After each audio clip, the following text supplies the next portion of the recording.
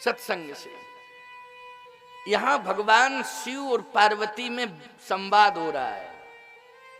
बोलो क्या हो रहा है? संवाद हो रहा है। पति पत्नी को चाहिए आपस में वो संवाद करें, विवाद न करें। पति पत्नी संवाद के लिए हैं, पता नहीं ये विवाद कहां से आ गया है। कोई राक्षस बीच में आ जाता है, वो विवाद खड़ा कर देता है।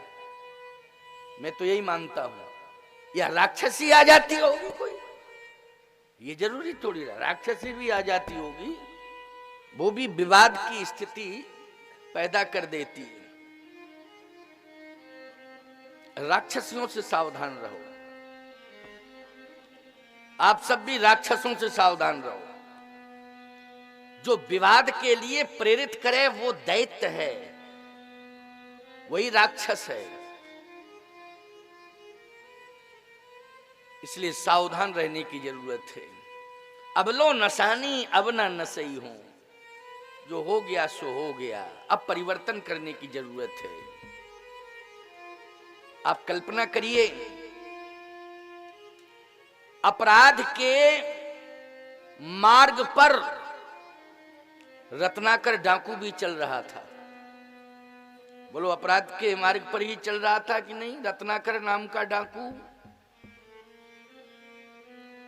लेकिन प्यारे, वो डाकू था, लेकिन जब संतों से संवाद हुआ तो वो उच्च कोटि का साधु बन गया। ये है परिवर्तन। उच्च कोटि का साधु बन गया, जिन्हें आप सब जानते हैं। कौन नहीं जानता है?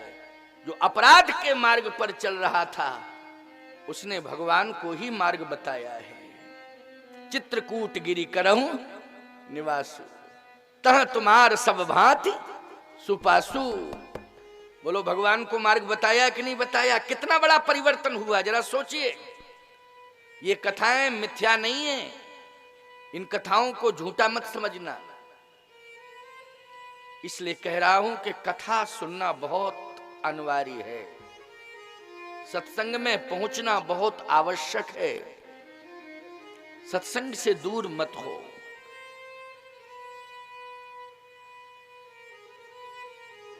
आपके बच्चे कहीं बाहर भी रहते हो तो आपकी बात होती होगी, सुबह मध्यकाल में या शाम को कभी ना कभी होती होगी। तो जो तुम सुन के जा रहे हो अपने बच्चों को बच्चियों को जरूर सुनाना, दूरभाष पर ही सुना देना। जो भी तुम्हारी समझ में आया हो, अच्छा लगा हो। ये मैं नहीं कहता हूं कि पूरा प्रवचन सुना देना, जो तुम्हें अच्छा लगा हो। उभय पक्षी बात कर रहा हूं मैं, जरूर समझाना, जरूर कहना। वो ये आवश्यक नहीं है कि अभी ही जाके तुमने सुना 7 दिन तक वही समझाना है, कहना है। जब जब भी याद आ जाए अच्छी बात जरूर बता दिया करो, जरूर सुना दिया करो। शिक्षा के बारे में पूछो, स्वास्थ्य के बारे में पूछो, लेकिन 1-2 शब्द संस्कार के जरूर सुना दिया करो उन्हें। ये अभ्यास में लाओ। हम जानते हैं इस बात को, मानते भी हैं, जानते हैं कि शिक्षा और स्वास्थ्य के बारे में आप पूछते हो, लेकिन 1-2 शब्द जरा जो तुम्हें संस्कार मिल रहा है ये जरूर कह दिया करो। ये हमारा विनम्र निवेदन है आप सबसे।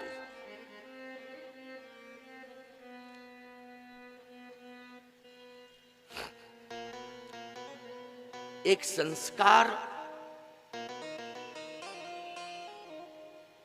ही इस देश के लिए कर्णधार है। क्या संस्कार? कर्णधार है वो। हल्के में मत लेना इस शब्द को।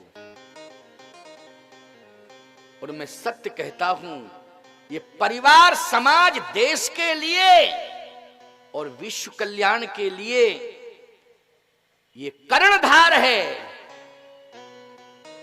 और जिसने यह संकल्प ले लिया है कि हमें संस्कारित होना है और समाज को संस्कारित करना है, उसी का उद्धार अवश्य है, इसमें संदेह नहीं। उसी का उद्धार है। तो आज जगत कल्याण के लिए राम कथा पूछी। गंगा जी सबको मुक्ति देती हैं, भक्ति भी देती हैं, सबको पाप मुक्त कर देती हैं गंगा जी। तो जितने पापी हैं, जब वो थक जाते हैं, जब उनकी अंतिम स्थिति आ जाती है, तो वो गंगा की ओर दौड़ते हैं। वो कहते चलो अब जो होगा सो देखा जाएगा, एक बार गंगा नहा लो। लेकिन गंगा जी उनके पापों को ले लेती हैं इस शर्त के साथ, और धुल देती हैं इस शर्त के साथ कि अब दोबारा पाप मत करना है। शर्त लगा देती हैं उसमें। ऐसा नहीं है कि पाप करो गंगा में नहाओ, फिर पाप करो फिर गंगा में नहाओ, ऐसा नहीं। इस शर्त के साथ कि चलो कोई बात नहीं, तुम आ गए हो, स्नान करो, अब संकल्प ले लो कि हम पाप नहीं करेंगे, अपराध नहीं करेंगे, बस तुम्हारा कल्याण हम करने के लिए तैयार हैं। यही राम कथा कर रही है, यही राम कथा करती है। इसलिए कथा जो सकल लोक हितकारी, सोई पूछन चह सैल कुमारी। भगवान शंकर ने कहा मैं तैयार हूं कथा सुनाने के लिए, लेकिन ये बताओ कि तुम्हें कौन सी कथा प्रिय लगती है। जो प्रिय हो कथा वही कथा मैं सुनाऊं, अथवा मैं कहां से कथा शुरू करूं। तो पार्वती जी ने कहा महाराज आपका मन जहां से कह रहा हो वहीं से आप शुरू कर दीजिए। मन देखो, कथावाचक का कथा कहने का मन भी तो होना चाहिए। बेमन से अगर कथा कहेगा कथावाचक तो वो आनंद नहीं आएगा। पहली बात तो मन से, इसलिए आपका मन जहां से कह रहा हो वहां से कथा आप शुरू करिए। शंकर जी बोले हमारा तो मन कथा में सदा लगता ही है, लेकिन सुनने वाले का भी तो मन लगा है, इसलिए सुनने वाले का क्या मन है वो बताओ। हमारा मन तो नित्य है और सत्य है। क्यों भाई, तुम पुन राम राम दिन राती और सादर जपहु अनंग अराती। हम तो दिन रात राम राम राम राम जपते हैं, तो हमारा तो मन राम नाम में लगा ही है, राम में लगा है, राम के नाम में लगा है, राम की कथा में लगा है। सुनने वाली बात कर रहा था मुझसे, लगभग रात्रि के 10:30 बजे थे, तो उसने आशीर्वाद लेने के लिए फोन किया। अभी 1 जनवरी की बात है ना। उसने फोन किया तो बहुत जोर जोर से हल्ला हो रहा था। तो मैंने कहा ये कहाँ तुम खड़े हो, आशीर्वाद ले रहे हो, लेकिन ऐसी अशांत जगह पर खड़े हो कि बहुत शोर हो रहा है। बोले महाराज जी 1 जनवरी है ना, नाच गाने हो रहे हैं फिल्मी। मैंने कहा अच्छा, क्या बगलई में हो रहे हैं महाराज, क्या करें। लेकिन हमने कहा हट के बात करो मुझसे, ये फालतू की बातें हमारे कान तक नहीं आनी चाहिए। तो कहीं कहीं 1 जनवरी को नए वर्ष में फिल्मी गीत हो रहे हैं। अब बताइए फिल्मी गीत, कुछ फिल्मी गीत तो ऐसे हैं प्यारे जो ग्राही भी हैं, ऐसी बात नहीं है। मैं फिल्म इंडस्ट्रीज का विरोधी नहीं हूं, लेकिन जिन्होंने आदर्श फिल्में दी हैं, समझ रहे हो कि नहीं, जिन्होंने आदर्श फिल्में दी हैं, वो फिल्में आज भी लोगों के लिए आदर्श बनी हुई हैं।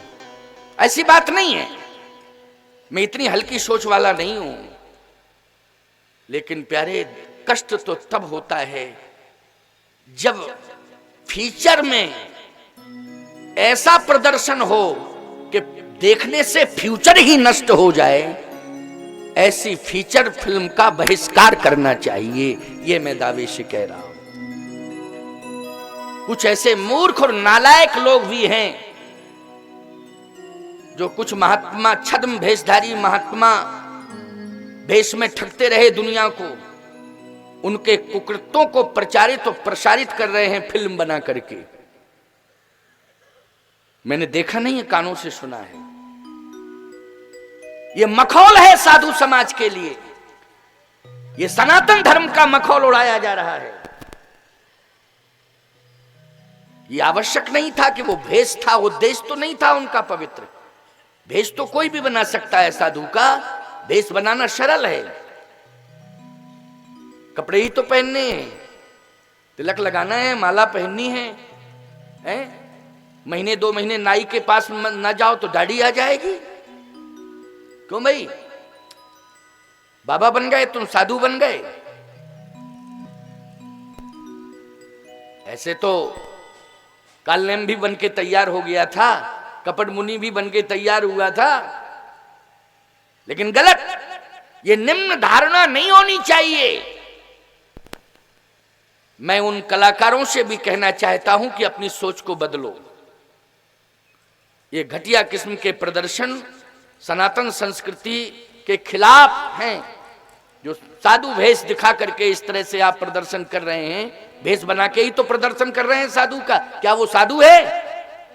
फिल्म में क्या साधु रोल अदा कर रहा है कि कोई व्यक्ति रोल अदा कर रहा है? बोलो, कलाकार कर रहा है, उसने भेष बनाया है, लेकिन उसका उद्देश्य घटिया किस्म का है, किसी धर्म विशेष को बदनाम करने का है।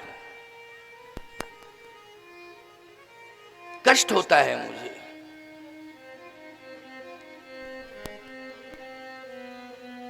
कोई आश्रम नाम से फिल्म निकाली है, क्या किया है मैंने सुना है, मैं नाम भी बता रहा हूं। विरोध होना चाहिए उसका, भारत सरकार को विरोध करना चाहिए और ऐसे लोगों को अरेस्ट करना चाहिए, उनके खिलाफ कोर्ट में जाना चाहिए। सनातन संस्कृति का मखौल उड़ाना ये अच्छी बात नहीं है। आचारहीनम न पुनंति वेदः, आचारहीन मनुष्य का वेद कभी स्वीकार नहीं करता। आचारहीन मनुष्य को वेद स्वीकार नहीं करता है। आचारहीन मनुष्य का व्यवहार सदा सदा के लिए समाज में त्याज्य है, वो ग्राही नहीं है। क्या है? त्याज्य। आचारहीनम न पुनंति वेदः। इसलिए भैया, कहीं हमारे बच्चे इस तरह का रोल अदा न करने लगे आगे चल करके, इसके लिए उनको रामचरितमानस के संवाद से जोड़ना है, जिससे भविष्य में किसी भी प्रकार का विवाद खड़ा ना हो। ये आवश्यकता है।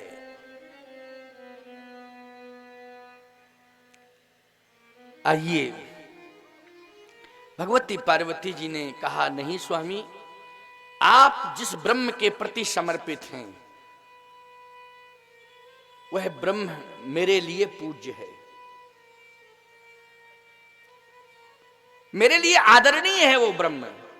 इसलिए आप तो मुक्त कंठ से निर्गुण ब्रह्म सगुण बपुधारी, ब्रह्म निर्गुण है या सगुण है, जिस ब्रह्म के प्रति आपकी आस्था है उसी ब्रह्म का वर्णन करिए और मैं श्रद्धा पूर्वक सुनूंगी। मेरा इसमें कोई तर्क नहीं है। इसलिए कह रहा था कि पति को संकोच में नहीं डालना चाहिए। पहले दिन ही आध्यात्मिक चर्चा होनी चाहिए। अब पति लेकिन आध्यात्म से जुड़ा हो, आध्यात्म की दुनिया से जुड़ा हो, तब ना वो चर्चा करेगा आध्यात्मिक। बोलो, लोग मुझे कभी कभी विवश कर देते हैं कि महाराज आशीर्वाद देने के लिए आप घर में आए। तो मैं कहता हूं कि किसको कहे, महाराज बेटे की शादी हो गई है, बहू घर में आ गई है, तो आप आशीर्वाद देने आए। तो मैं सत्य कहता हूं, ये ग्रंथ रखा हुआ है, जब नौ बर वधू को मैं आशीर्वाद देने के लिए, वैसे तो विवाह आदि मंडप में मैं कम जाता हूं, बहुत ही विवश करता कोई अलग बात है, घर में जाता हूं या उस स्थल पर, विवाह स्थल पर भी जाता हूं, तो आशीर्वाद में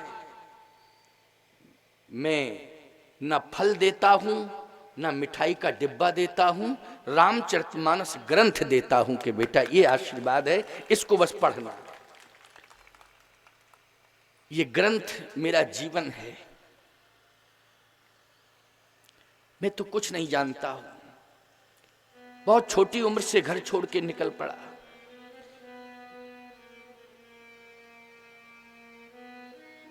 किसी राजकीय विद्यालय में मेरा प्रवेश नहीं है, केवल गुरुकुल में मेरा प्रवेश हुआ।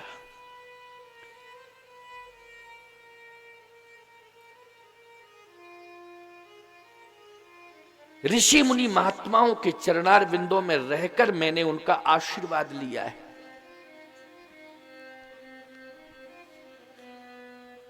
मुझे बहुत ज्यादा प्रपंच याद नहीं है संसार के, लेकिन सुन लेता हूं, बस वही उतना ही है। तो ये ग्रंथ को साक्षी करके मैं कह रहा हूं, क्योंकि ये मेरे जीवन का आधार है। आज जो भी सम्मान मिल रहा है, आज जो भी मुझे प्राप्त हुआ है, चाहे मठ मंदिर मिले हो और चाहे मंच मिला हो, चाहे मंत्री प्रधानमंत्री मिला हो, रामचरितमानस के माध्यम से मिला है और किसी के माध्यम से, केवल रामचरितमानस। मैं बहुत खुली बात कह रहा हूं। अब तो हमारी ये उम्र है, ये अवस्था है, अब तो ठाकुर जी ने निर्वाह किया, बहुत निर्वाह हो गया, लेकिन कष्ट होता है। विवाद छोड़ो, संवाद करो। रामायण को घर में जरूर रखो। रामायण पत्नी भी पढ़े, रामायण पति भी पढ़े। चौपाई समझ में नहीं आती, चौपाई के नीचे जो अर्थ लिखा हुआ है गीता प्रेस गोरखपुर का, उसको ही पढ़ लो, पर्याप्त है समझने के लिए। बहुत गहराई में जाने की जरूरत नहीं है, केवल जो अर्थ लिखा है बस उसी को पढ़ लो। बोलो, ये कितना सरल उपाय है। सनातन धर्म का ये सबसे सरल उपाय है, संभलने के लिए, सुधरने के लिए, सुलझने के लिए ये सबसे सरल उपाय है। इससे सरल दूसरा कोई उपाय हो नहीं सकता। गीता को आप पढ़ें, मुक्ति का ग्रंथ है, लेकिन आप संस्कृतज्ञ नहीं है तो आप गीता के श्लोक नहीं पढ़ पाएंगे शुद्ध, और यदि आप अशुद्ध पढ़ते हैं तो अपराध बन जाएगा। समझ रहे हो कि नहीं? बहुत बड़ी भूल मानी जाएगी। इसलिए संस्कृत का कोई भी ग्रंथ हो, उसको गुरु चरणार बिंदों में बैठकर गुरु मुख से सीखना चाहिए, वो भी गुरु संस्कृतज्ञ हो तब। साधारण गुरु के बस की बात नहीं है।